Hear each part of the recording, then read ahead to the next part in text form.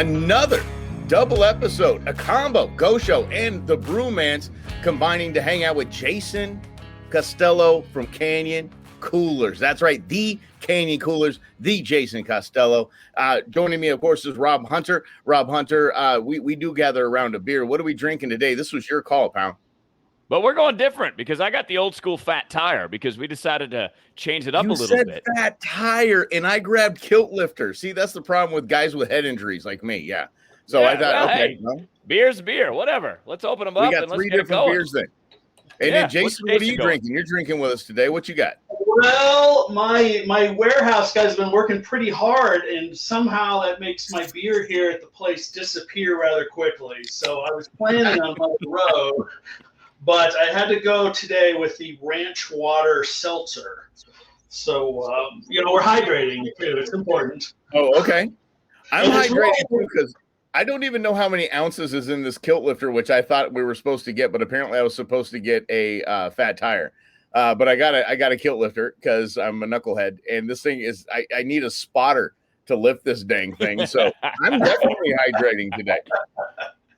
Jason, we got to hang out a couple of weeks ago up in Flagstaff, and we're talking about some stories of rafting. One of the things you said that really brought me in to just listen to these stories was you said, I don't raft to sell coolers. I sell coolers so I can raft. So I'm thinking, okay, there's a lot more to this guy than meets the eye. Let's start with rafting before we get into Canyon Coolers. So let's start with your journey into rafting. Were you always an outdoorsy kind of family crew, and you just wanted to, I don't know, throw yourself to the whim of a raging water? Yeah, my father was a full captain in the Coast Guard, and his father was a sea cook. So being here in the mountains, I gravitated towards the water when I could. And I could already swear like a sailor. I was half qualified to be a whitewater boatman out of the gate. So what's a whitewater boatman? Are those the captains that get us down the way? You got to understand we're complete newbies with this stuff. So we have a lot of questions, and you got to explain what you're talking about because we don't know. Oh, absolutely. All right. So, your typical boatman in Flagstaff is a professional river guide. I am not one of those. I was a college kid up here at NAU, and me and my friends were just beating up canoes on the Verde River and bending them and breaking them and all the stuff and learning our salt, so to speak. And it became a passion, and it's actually how I ended up in coolers. It wasn't the other way around. So, So when you guys talk about rafting, I think of the rushing river, but you just mentioned canoeing, Jason. So give us kind of an overview of the different types of rafting, because I'm completely new. Obviously, I've been in a canoe. I've been on whitewater rapids. But put it all together for me. All right, so everything's a matter of scale, right? The Verde River is not generally big enough to take a big raft down, so we take our canoes down there, or you can get into the kayaks, maybe stand-up paddle boards, things like that. Now you try taking your canoe with, say, your wife or something on the San Juan River, and that river's a little bigger. Now your canoe's swamping, your gear is all up and down the river, you're swimming around trying to find it. And it's a little more stressful. So maybe you're yelling at the person in the front of the canoe. Maybe she doesn't want to be yelled at. You're like, this must be a better way of doing things. And you stumble across this thing called a raft. And now the person in the front just has to sit there and look fantastic. And maybe you hand you a beverage from time to time. And you have all the oars in the back. And now you're not flooding quite as easily. You're probably not chasing your gear up and down the river. And you can hit those bigger rapids and have fun, get wet. Maybe it's a little dangerous, but not necessarily, just depending on the river and the time of the year and all that good stuff. And so that's like one level. Okay, let me talk about the guy in the back, though, with the oars, because every time I see the guy in the back with the oars, as professional as he or she may be, they look like they're just moving the oars around and they're just praying that something goes right, and they just keep moving them around all this way and that, and somehow the raft keeps going straight. It looks more like chaos than it does expertise. Yeah, I'm not going to disagree with you there. The rafts are very maneuverable before you get into the rapid. They're not very maneuverable in the middle of the rapid. So we do our best to kind of line up everything before it gets real crazy. And so we'll go back and forth trying to find the ideal top spot to go down into that rapid if we can. Let's go back to the very beginning, Jason. Jason, the Canyon Coolers is with us. But what was that first adventure like, and how did you fall in love with it? Was it something that your family had passed down, like you had to do this because they had a sea-bearing background? Or was it, when in college, it just really, boom, I got excited about it? Well, it just clicked for me. I mean, I grew up in this Coast Guard family, so I was moving. I think I went to 6 schools in 8 years on 3 continents. So wow. I grew up thinking, I learned to scuba dive a little. I learned to sail a little. I probably wasn't great at either one of those things. I tried to surf. Maybe I wasn't the best there either. But I always felt comfortable around water and always trying different things around the water. Always a strong swimmer, being, son of a Coast Guard guy. So it just made sense to look for some water when I got here to Flagstaff. And there's not a whole lot of water to find, but when you do, you adapt. So I adapted, and it clicked perfectly for me. It was a fantastic way to see the river. I think the time when I was hooked and there was no going back was a pretty rough trip. Myself and 5 friends all planned a 5-day canoe trip down the Verde River, and we went from Camp Verde to Horseshoe Lake, kind of outside of Scottsdale there. And I didn't know what I was doing, and none of us really did.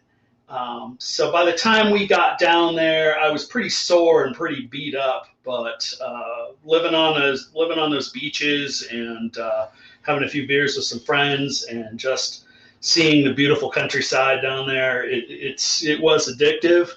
I did lose a lot of skin on my knees because I was on my knees in that canoe trying to not get it thrown out yet again.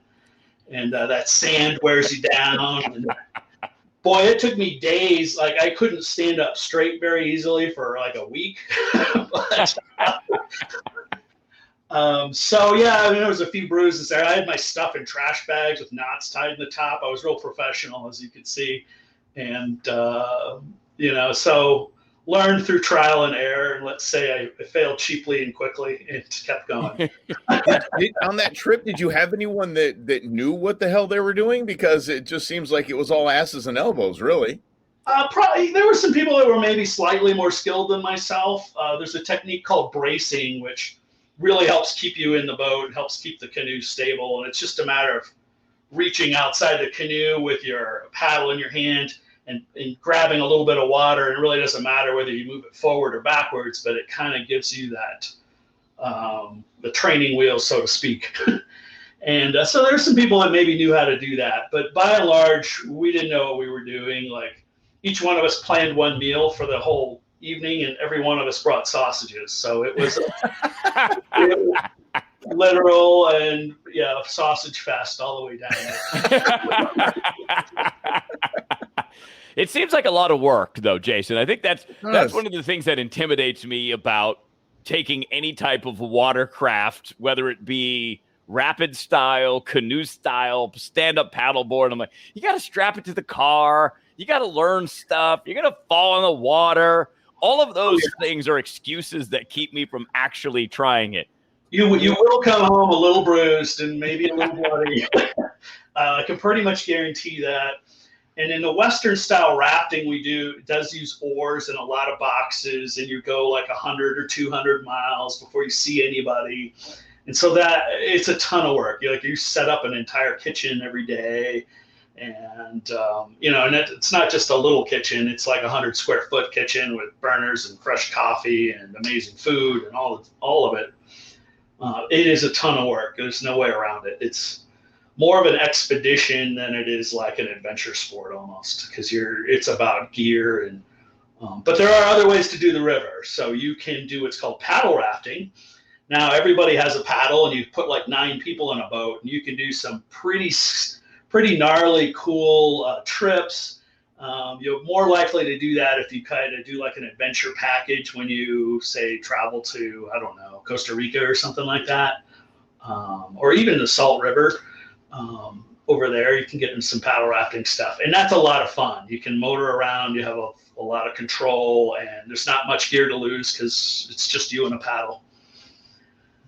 See, that's where I think the gear came in. So as you were rafting and kind of moving through your progression, you realized that keeping stuff in something other than trash bags that were tied on top was probably a really good idea. Then you most likely, and I'm just going to guess this is how the story went, you went to an REI or something like that and went, wow, this is expensive. I can either buy this stuff now or I can start my own cooler company, which would probably be less expensive. Is that how close to the market I get? Yeah, that's more or less it.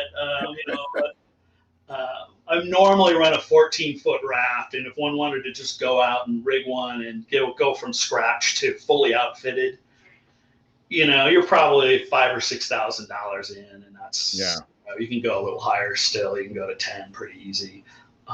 So yeah, it is expensive. So you start out small, but what happens is you start out with small boats. So you end up with like 6 boats, none of which have a motor, and you end up grabbing what's right for the river that day. What does that mean? What's right for the river? Like based on the conditions. So you have your different. Okay, it's faster today. There's more rapids today, or it's nice and calm. That every time you enter a river, it's different than a time before. So we keep a real close eye. Like the Verde River is the one in my backyard. So if I'm thinking I want to go down that thing, I'm taking a real close look at the river gauges online. USGS has river gauges for everywhere in the country. And you start to study and get a rhythm for your favorite rivers and the ones you want to go on, and what's too low and what's crazy high and what's just right in the middle. And then you can kind of pack accordingly. Okay, well, talk to us about packing, because that sounds, I mean, you're talking about a full kitchen. I mean, you're speaking that language. I've said this for years, that when you're camping, there's no reason to be uncomfortable. Like, you should be comfortable, or you're not going to do it again. If you're miserable, you're not going to go again. So you're talking about coffee, whole kitchen setups, and all that. I mean, packing for this takes maybe a day off of work in and of itself. Oh, yeah. Yeah, it does. When you're talking about Western whitewater rafting, it's a pretty deluxe operation on the food and beverage side. You end up getting in competitions with the other cooks and trying to cook the best meal, and then you end up doing like Peruvian stir fries, and you're planning for lots of beverages. So yeah, there's definitely some planning involved. But the nice thing is these rafts hold thousands and thousands of pounds. It's sort of like camping with a giant SUV. So you really can bring the creature comforts that you want. Yeah. Well, I guess that's the other part, right? Sorry, Mike, go ahead. My wife would be, where are you going with the couch? Why are you taking the couch with you? Because it's got a hide a bed. Or paddling from the couch. I actually have a raft company built me an inflatable couch, and it's raft grade. It'll go down a class 5 rapid. Sweet. Well, that's another good question there. So you have the different classes. Is class 5 the hardest? So if you like looked up, it's like, so what I would do, as a newbie, he's done it a couple of times. I would look for someone that would guide me. So I would pay whatever, $200, get on the raft, spend a day, hang out. But you don't typically take those on class 5, right? So yeah. you start early. What, class 1 would that be, Jason? So class 1 is like barely a riffle. I wouldn't concern yourself with it, right? It's not flat water, but it's barely a riffle. Class 2, hey, yeah, you might get knocked out of your boat. Probably not, but you might. Class 3 is where you can start paying attention. So class 3 means there's one big rock there, and people can drown, but usually it's pretty forgiving stuff. There's like one move to make or one hole in the middle of that river. And you can try to cheat it or you can hit it head on, but you kind of want to be aware. So that would be your class 3 boater.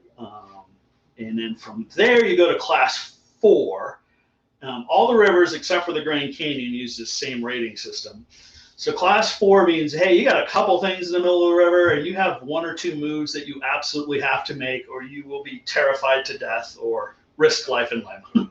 Yeah. Okay. I'm sticking at Don't 3. start I'm not there. even going 3.5, not going 3 1/4. 3 is my limit. I've just decided that, Jay. Yeah, four's, once you're a class 4 boat, or you're kind of getting in there, you're in over your knees. And then 5, the analogy to 5 would be the lava rapid down in the Grand Canyon. That water's moving at about 35 miles an hour. There's all kinds of unseen hazards as well as seen hazards, and it's really trying to throw your boat over. And you need to have a plan before you get into that one, as well as in the middle, as well as in the back. And your plan won't go as planned, but the water will have its own plan. It works, and your breathing and your vertical and all that stuff. This is super fascinating because when I was a kid, I think I was 13 or 14, we flew out to Arizona. I grew up in Massachusetts, and one of the things we did, because we did the Grand Canyon, and we didn't do that, Jason, that you were just talking about, the class 5, but we did get in boats. So we drove. Anus run. It's kind of what it was. Like that, yeah. We drove up to almost Utah at basically the top of the Grand Canyon. We got in these little rafts and we went down, and it was a fun adventure, but it was like you parked at the spot. They put you in a van. They drove you down to the raft, and it was like a 1-day adventure. I don't know, 8 hours or something like that. And I remember the tour guide in the boat pushed me in the water, and it was freezing. It was August. It was like 58 degrees or something like that. But that was awesome because you're down in the canyon. So I'm guessing that's going back to what you said too. Part of the appeal is you're in really what no man's land is. There's no houses, no established societies. It's just raw nature, and it's just you versus water versus nature. Absolutely, and that's sort of my Zen place right there. And sometimes it's mellow, and you're asleep on your raft, slowly drifting down the river, watching the world spin around. And it takes a few days, but sooner or later you kind of forget that you have a mortgage and a car payment and all these things, and you get to kind of relax into it. And sometimes you end up just being a different person,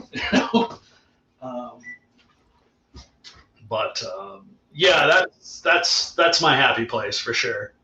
I did the Salt River, and when I did the Salt, we finished the day, and then the guide said, if you guys really want to be LIVIN, next time you come, you go past this point, because past this point it's mandatory 2 nights.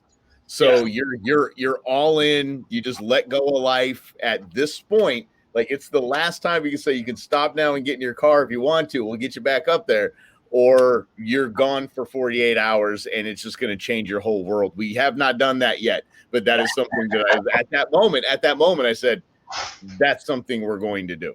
That one's on my list. I can't express how special that place is, but there are no whitewater rivers going through deserts. Like, that place is extremely unique, extremely gorgeous, and you have some very serious rapids down in there that are class 4, class 5, and they will test anybody. Yeah, I didn't go that. Maybe 2.5 was about the most we went. And I was clinching at that point too. I was like, so once again, my line is at 3, Jason. It's at 3. You were hitting solid 3s probably in that daily section there. Nice. Okay. Hey, all right. Got it under control, Mikey. I feel cool now. The water temperature changes the rating too, because if you're going to freeze to death pretty quick, they'll kind of cheat the scale up a little bit too. So when you fall in that 40-degree water up by the dam, it's a little more of the class 2 becomes a class 3. The class 3 becomes a class 4. Got it. Okay. Okay. So a warning. The scale just doesn't have to do with water movement. Yeah. Don't fall off the boat. You're going to get hypothermia. Don't fall off the boat. So, Jason Costello is with us. He's the founder of Canyon Coolers. He's a huge rafter, obviously, as we're talking about. Where are some of the places you've been? You mentioned the Verde River here in Arizona. You mentioned Salt River, the Grand Canyon. Yeah. Where I'm guessing that, as Mike said, you created a company to allow you to go rafting. So where have you been? Where have your rafting adventures taken you? Well, the San Juan River is a good beginner one. So, and I mentioned that one earlier, but that has fantastic Indian ruins up in there.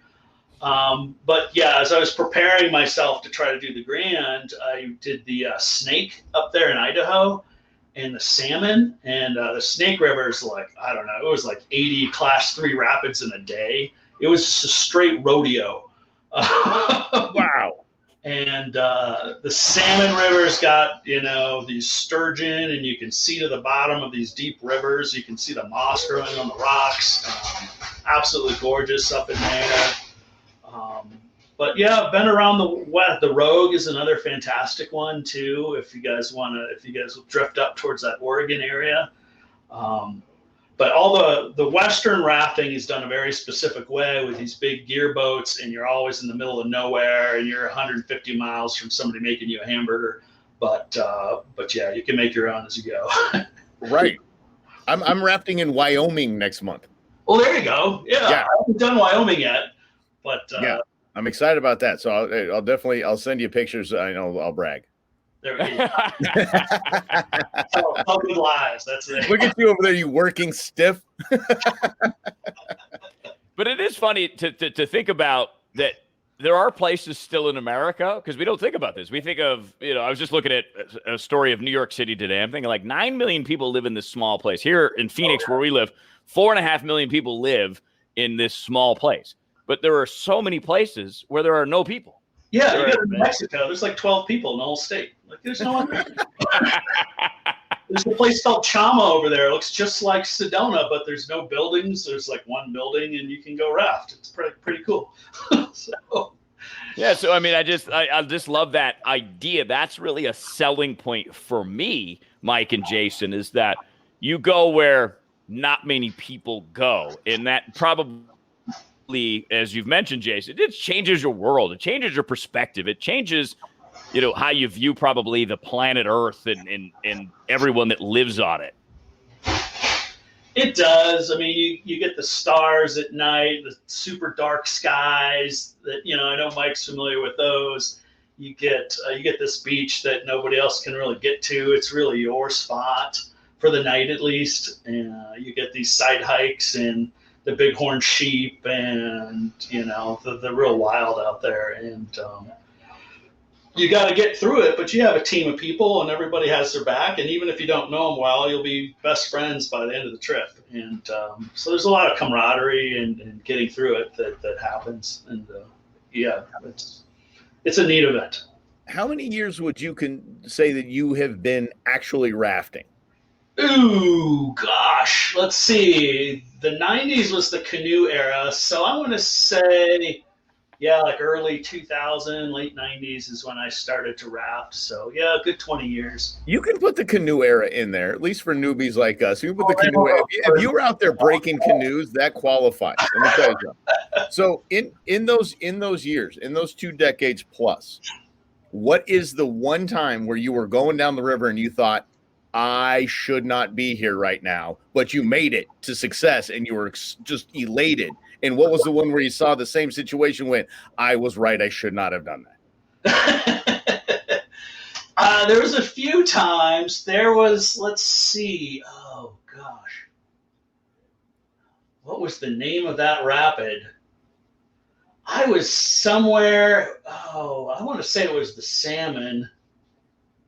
But there was a rapid there that had a rock in it the size of like a 3,000 square foot house. And the river was big and wrapped all the way around it. And so you had all this nasty, if you went to the right, you'd just die.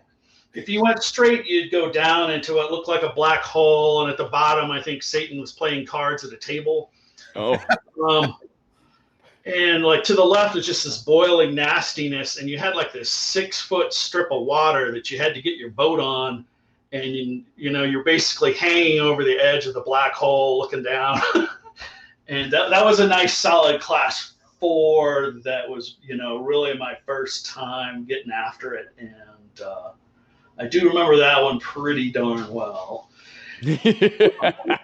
But you made it through that though, right? That's the one you made it through. Tomorrow, that's I didn't learn enough. I don't know. And what was the one where you saw something like that and been, I should not be here. I shouldn't have done that. Nope. Didn't learn much, and I'm in a lot of pain. Oh, I've been lucky in that I have not been seriously hurt. But there was one time, the Colorado River goes through Moab. There's a great stretch of river up there called Westwater. And there's a particular rapid that flips boats when things are at 5,000 CFS, cubic feet a second, lots of water moving through. I didn't know this, of course, but we're rafting, and we have the owner of Rocky Mountain Rafts with us, and he's in a small boat. And we watch him cartwheel, which I'd never seen before in a raft, cartwheel end over end through this rapid, disappear, and his boat comes up next to something called the magnetic wall, which tries to flip your boat all the time. And we had a couple other boats flip. It's like, we better hurry and get down there. And I'm paddling to be the rescuer hero guy. And I get into the rapid, and I can see 15 feet before it happens that I'm going to flip. And I have never flipped before. Every rafter flips.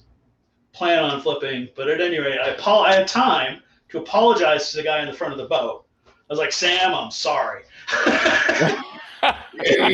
We hit this thing, we flip over, I go to the bottom of the river, I'm sitting down there for a while, I start to swim towards the top, I get my hand above the water, and then the river pulled me down again.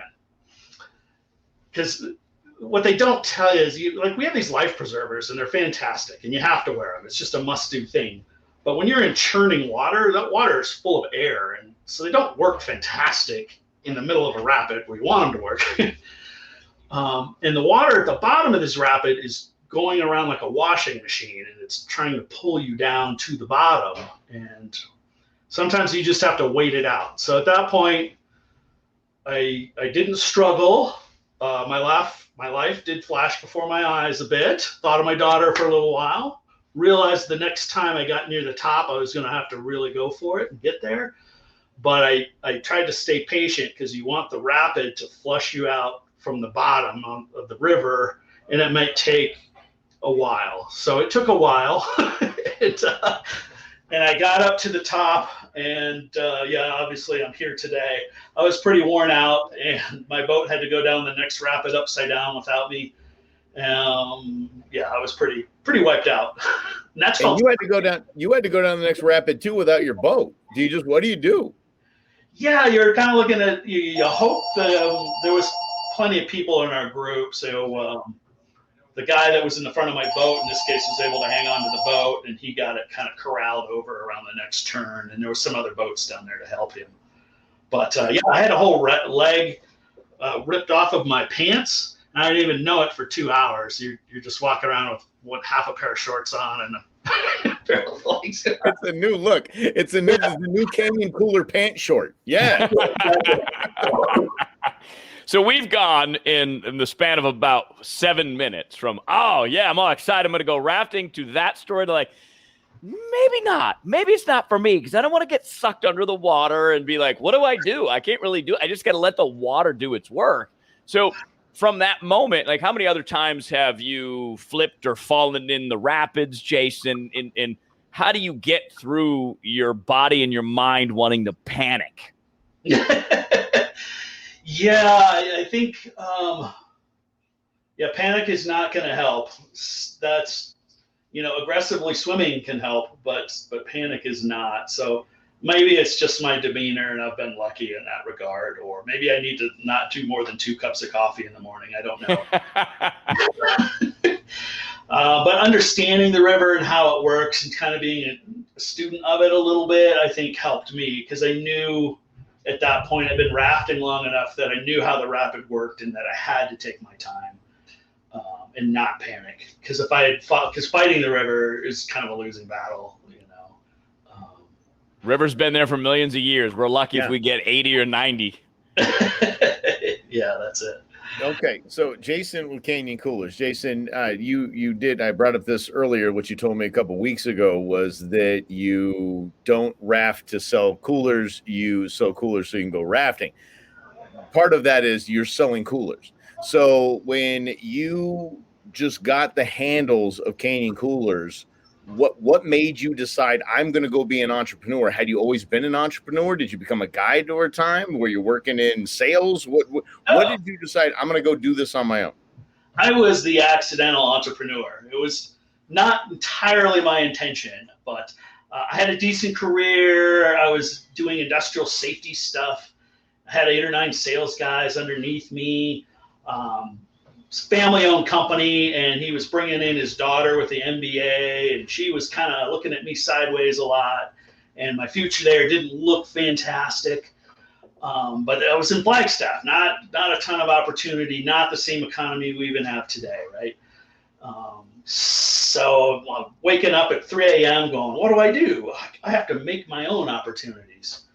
And the next thing I know, myself and 2 other couples had started a festival up here in Flagstaff called Hullabaloo. And it was an amazing success right out of the gate. It's the best festival in Flagstaff. And it gave me some confidence. And that was great. And it's still going on today. I've sold my shares off, but a great little fun festival. And then the next thing you know, I was financing production for a cooler company out of Durango.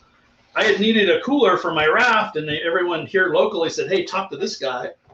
I talked to that guy, and I ended up financing some of his production. And I'm sitting on 700 coolers now, and most of his clients are outfitters here in Flagstaff. And so I'm giving them the coolers. They're cutting him a check, and he's supposed to send me my cut. And my checks weren't showing up. And I come to find out he's a great salesman, but not a businessman, and probably belonged in jail, quite honestly. So I had all these coolers. What do I do? I built a website. I started selling them, and I liked the business. So I waited for him because he was going to run out of money sooner or later, and finished buying him out. And at this point, we were basically importing sort of generic super coolers meant for the Australian and New Zealand markets, and they were being made in Thailand. So I started fixing them up myself and doing my own latches, and then over time that led to my own designs. And we now manufacture here in Arizona as well as still in Thailand. And it just sort of grew from there. For the last 10 years, I was too stubborn and too stupid to quit. So I had to do things my way. I couldn't just copy everybody. So were they always the roto-molded coolers? Yeah, we've always done roto-molded. Only recently, we've dabbled in soft coolers, and we really feel good about our soft cooler line now. And then I'll probably get into some injection molded coolers, which will be a little more lighter duty here sooner than later. But they make good cases and whatnot. Well, and here's the great part about Canyon coolers. Like so I went hunting with Mike. I don't know how many years ago was that. It's 3 or 4 years ago, whatever it was. And he has this Canyon cooler there, and puts the ice in there, and the ice stays in there. Like I was like, I've never seen such a thing. Grow up in the North, we don't talk about those kinds of things. So it was the coolest thing to see. So my question, I guess, for you, Jason, is what separates Canyon coolers from your average everyday cooler, outside of the fact that the ice will last 8 days, 7 days in there? Yeah, the ice is going to last forever. Our seal is a lot better than what other folks are using out in the marketplace, for one. But 2, we really kind of designed them for Arizona first. Like everything's real squared off to respect the space that you have in the back of your truck. And we really try to stick to a certain design ethos. And it's really about Arizona and the deserts, and building very specific things for everybody, not the generic stuff. So we offer a world-class warranty. Our coolers often far exceed the competition. Other times they're comparable. And, we try to be just authentic and real. And we actually go out and do things, and we try to learn from that and incorporate it into our coolers. I'm not the biggest hunter, but I've got 2 massive hunters on my team here. I've got true outdoorsmen working in this company from top to bottom. And, we incorporate that into what we do, and we bring passion to it. So we'll stand behind our product. We help people with it.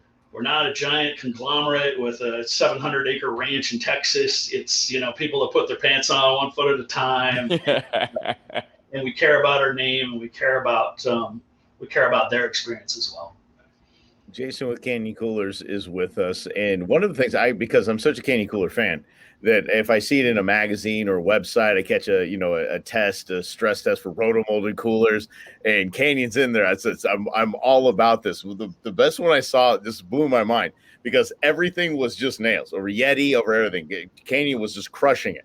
The only knock they had was at their test at 45 miles an hour, throwing it out of the back of a truck. One of the latches came undone. That is the only knock you can have. I want everyone in my family, all my friends, to have a Canyon cooler because I don't think we're going to see that in all my years of hunting the outdoors and using coolers. Never have I thrown one out at 45 miles an hour. But if that's the only knock, that one latch popped off, come on now. That's and here's the cool thing about that is that you have that and you have that product, but you keep innovating. You keep trying to push it a little further. You keep trying to better the design. What are the latest changes? I know in your Pro, is it the Pro Series? A Pro Series is our newest, sort of latest, greatest. But you're right. If you look at all the other brands out there, and there's plenty of them, and they're decent. If you look at ours almost looks messy because we have a lot of different styles going on, and it's because we don't rest. And every cooler is a clean slate. What was the question? But at any rate, I forgot what the question was. It must be the ranch water. It's got to be the ranch water for sure. It's the ranch water. No, I was just talking about the innovation. You just keep going, like you could have rested on it, but you didn't. You're right. There hasn't been a ton of innovation in the marketplace, so. We have a tiered basket system so that you can put the basket at the level you want or add extra baskets. And we just pay attention to what people do. Like my rafting coolers have a drain plug on the front of the cooler because you can't get to the one on the side of the cooler. And yeah, I think that, that lady that goes to the tailgate game, I think she wants wheels on this cooler and she wants to be able to stuff a jacket under there. And so we'll put the tie down there for her to do that. We just care and we care about design and, it costs me a little more to not buy generic stuff anymore, but we design for what we want and for what our fans want. And is that based on your experience too on rivers in trekking through different lands and being like, look, we live in Arizona. Arizona has a unique climate, right? So where Jason lives in Flagstaff, it snows. It gets cold. Down here, where Mike and I live, it might be 187 degrees on a given Tuesday. You don't know. So Arizona people think of Arizona only as hot, but Arizona has a very vast climate. It is one of the most beautiful states in the country, top to bottom, because of the variety that you get. So with that in mind, and with going to college at NAU, Jason, and starting to do these coolers, how much of that in that influence of, because Mike said at the very beginning, you created a kind of a company that helps you raft, but you get to use your cooler on the raft. So it all seems to be like a symbiotic relationship to me. Absolutely. It's tied together. Sometimes you need a lightweight cooler. So we have soft coolers and hey, we've got people we like to go down to the creek in Sedona once in a while, although it's hard not to find a crowd there. But, having that backpack cooler that weighs 5 pounds and lets you get back in there and it's just the right size for the day, that appeals to us. Our sandstone coloring, it hides dirt, but it's Arizona and it looks like us. Yes. About that.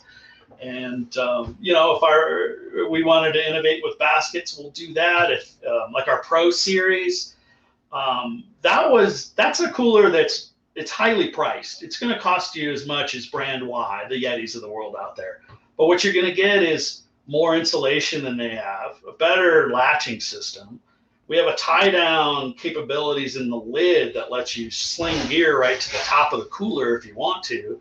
The drain plug's even insulated. It fits catering pans, and you can get millions of cool different catering pans to really just dial it in the way you want.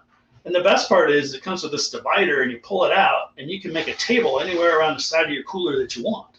That's cool. I think we're just in it for the love of it, because I don't live in the 4,000 square foot, $800,000 house. I'm just, this is what we do. This is what we want to do. And this is what I care about. So Okay, maybe we're being selfish. I want to talk about something that you did, an event you did, because you said you had a festival, the Hullabaloo Festival, and that was pretty cool. Just a few months ago, I saw you and some of our pals from Mother Road launching yourself down a snow-covered hill, and every kind of, like, you're on coolers, in coolers. Tell us about this. What was that? What was I seeing, and how do we get involved? Yes, we were being delinquents. We challenged some local friends and brands to race ice chests down a hill covered in snow. And they were as ridiculous and silly as we were, and they latched onto it. And it turned into, like, sort of the perfect day. Like, it was mid-COVID, and, but everyone just wanted to be involved and do it. And we started putting skis on our 150 quart cooler, and other people took tiny coolers and made, like, little scooters out of them. And we went to the local hill and threw down and had a race. And, the local rafting guy was there with a raft-based cooler that had pontoons on it. And Mother Road had these tap handles. And KC Highlights has other off-road lights on it. And, the local outdoor stores did their thing. And we just had a blast. It was just a perfect day. These things were wrecking all over the place, but we just absolutely had a great time. It was the most Flagstaff thing you could probably do. Will there be a V 2.0 next year? The answer is yes. I think there has to be.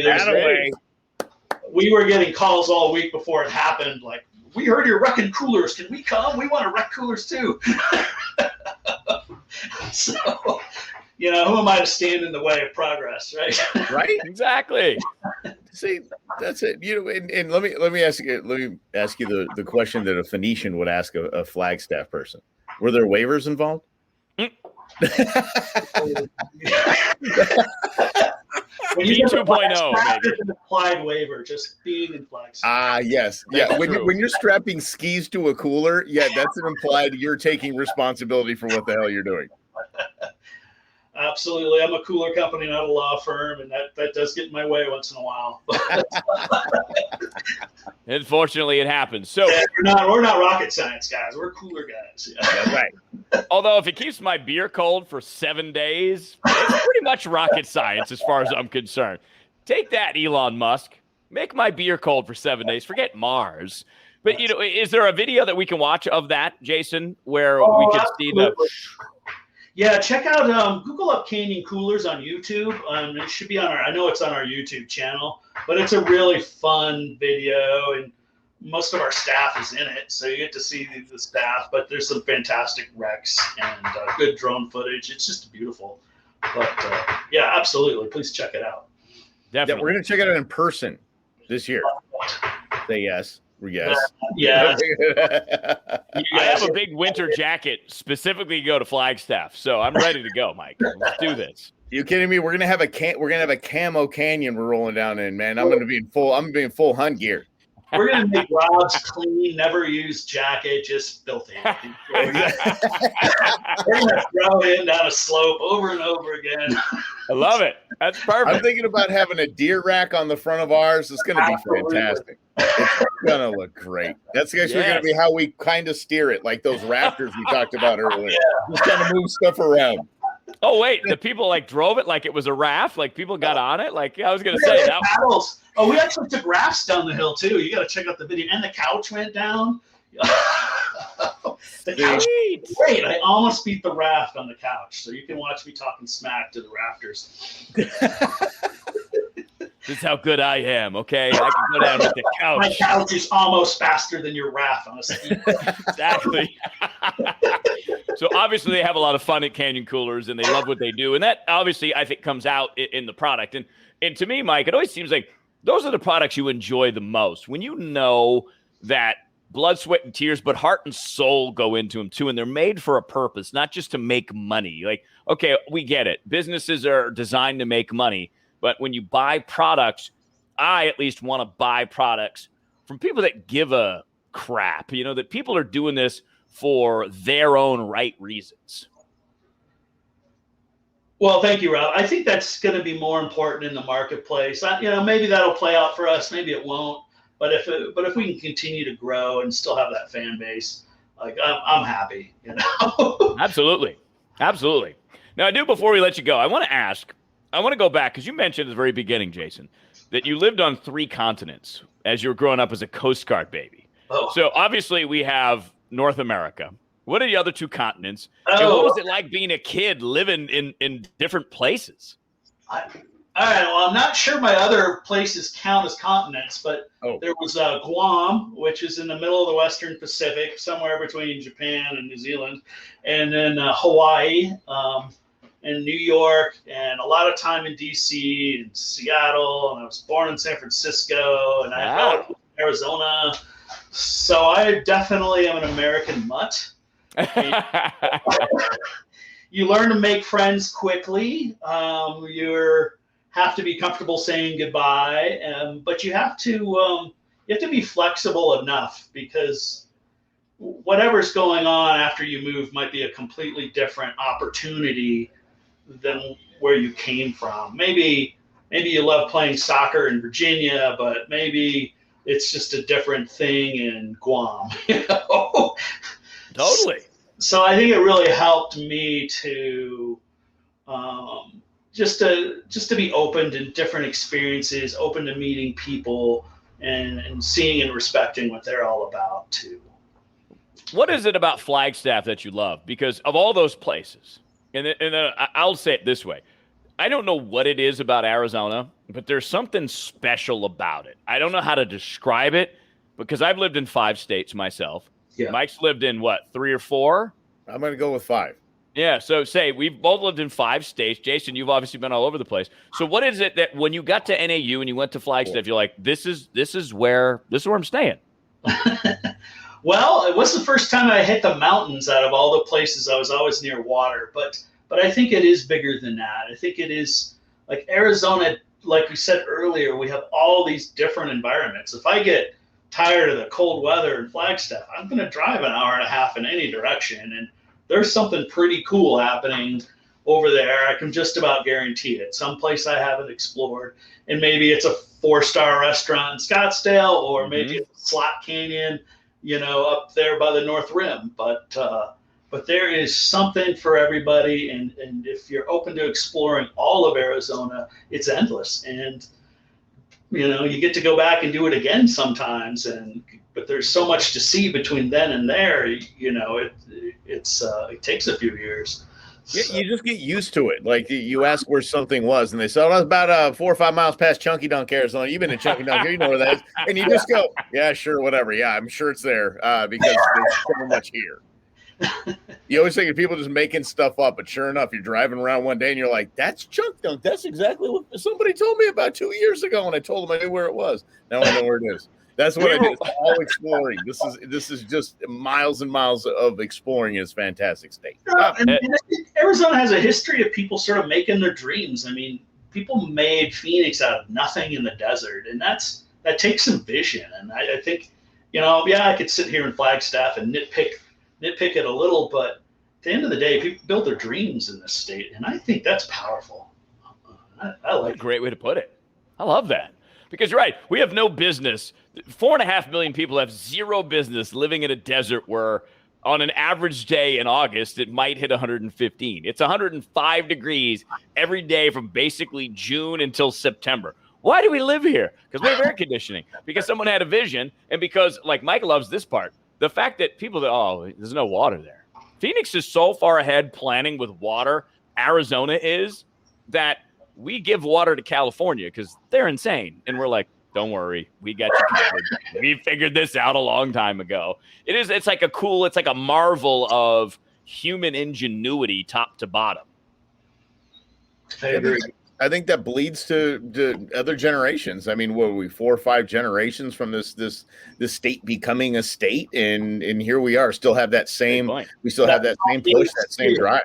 Yeah, the pioneer is still here a little bit. Maybe it's around the edges, but there's a pioneer here. in this state, this personality. It's Yeah, important. I do want to ask you the COVID question. You brought it up with supply problems since we're here, because I do think this is interesting because business owners are doing COVID together with limited supplies and Yes. a different way we look at the world after the last year and a half. So how did it impact Canyon Coolers, Jason? Did it impact you guys getting your supplies in where are you at right now as we're talking? It's the end of June going into July. So we're a year and a half basically since this has started. All right. You want the good, the bad, and the ugly? Let's do it. All right. The good was demand has been fantastic for ice chest. People want to get outside.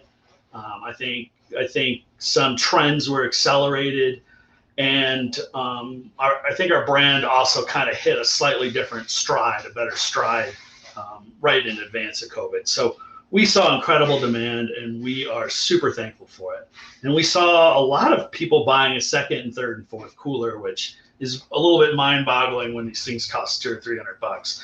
But the challenges that came with that were pretty interesting. Our U.S. manufacturing, some of the folks quit to collect unemployment, and that was a challenge. And some of our injection molding in the U.S.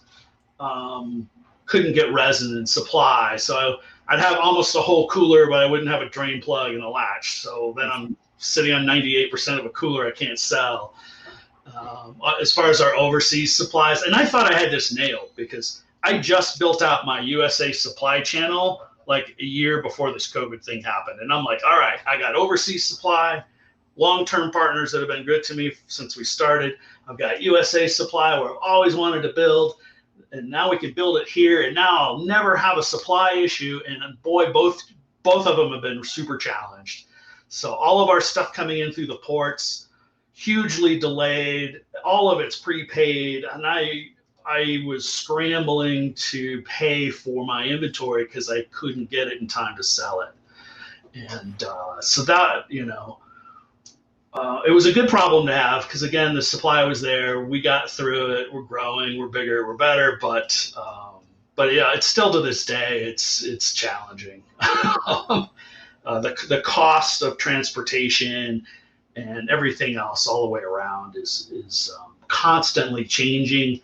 And it's really tough to kind of get a handle on the bottom line. And if you don't have a handle on the bottom line, you don't know where you're going to go. And so, that's all been the stuff, but we're now like ready to launch new products and get into new things and bringing some more, manufacturing in-house here and there. And so we're excited about the future, absolutely. But it is juggling, and it's a challenge. I mean, our customers want their stuff, and most of them have been understanding, and some of them maybe don't have the perspective that I do. So right. More patience, right? Like I ordered this. I never had patience to begin with. So this has been any business that one owns always comes back to your own shortcomings. And so I'm always faced with my own shortcomings. I'm excited about my near future because as you were talking about the Canyon Coolers backpack cooler and the soft-sided coolers, I realized that Camping Chad has my backpack cooler. So my near future is tonight going to go over and get my dang cooler back from Camping Chad. There you go. You fight in your future. It's like I get it all over again. Yeah, gift that keeps on giving. It's beautiful fantastic. Thing. I think. Go ahead, bud. Go ahead, Mike. Sorry, go ahead. No, go ahead, bud. Yeah, I think so. Ask you about the new product line that's coming up. So how does that development process work? Because, in your line of work where you sell coolers and you have backpack coolers, what else are you trying to do? And how does that process work? And all right, what else can I do? Does it come from you? Does it come from the team? Yeah, it comes from 360 degrees. We use a service called Trustpilot, where we actively solicit reviews from anyone that's purchased from us. And I personally respond to as many of them as I can. But those people's opinions of us, they do carry some weight, and we do make changes. And our dealers will request certain things, and that'll stick. And it kind of makes sense. Maybe I should have an 85 quart cooler. But as you go through the design process, you do it all, and you do it all with the best intentions and a great timeline. But then add a year to it, and then your product comes out. But yeah. But yeah, we've been collaborating with some Hopi artists lately to come out with some things, and those have been really neat. That's cool. We're launching some new tumblers from him tomorrow or later today, and then we have there's a small entrepreneur up in Colorado that invented this. It's like a dry bag for your ice, so you can keep your ice clean in your cooler. And so we launched that today or yesterday or tomorrow. That's so cool. Yeah, it's That's called genius. And yeah, that'll be pretty neat. And then I'm trying to get this little tiny injection molded cooler out before Christmas. But yeah, this is the small one, but it's just kind of a dry bag for your ice. And you can, there's a larger one that comes with a little hose, so you can drink the water if you want to. But this will be fun for making cocktails out there in the middle of nowhere. That's so fantastic. Yes, we have. How did you know my mind went right there? That's what, because we're degenerates, Mike. that's so true. I think we all three can agree to that. No. Yes, we can. Yes, we can. But degeneration or whatever you call it brings us all together. That's right. We're the degeneration generation.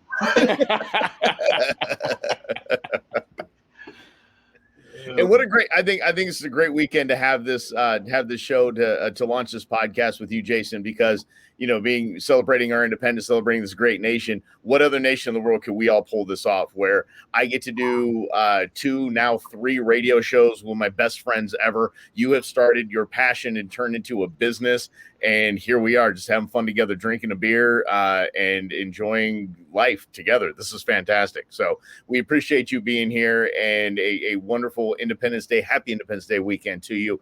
And we just look forward to a continued relationship and continued success for Canning Coolers. Guys, thank you so much for having me on. Cheers. Stay cool. I'll bring a better beer next time. Yes, you will. We'll see. Yes, okay. Goes. At least this sounds manly. All the other ones are, sounds like a sorority. So. Yeah, if you brought a White Claw, we would have just walked off the scene here. Yeah. Well, we do have to ask though, Jason. How is that? How is that seltzer? Because we learned last week on our podcast with Pedal House Brewing, their brewer Doc. He's gonna say it. I just want to see if you look at the ingredients in it, does it say natural flavors? Because we're gonna give you. We're not sure if that brand uses this, but we found something. 100% agave and natural lime juice. Oh, okay.